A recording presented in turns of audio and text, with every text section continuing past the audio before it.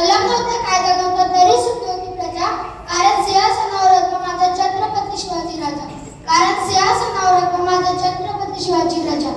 अध्यक्ष महाशय, वंदनीय गुरुजन वर्ग,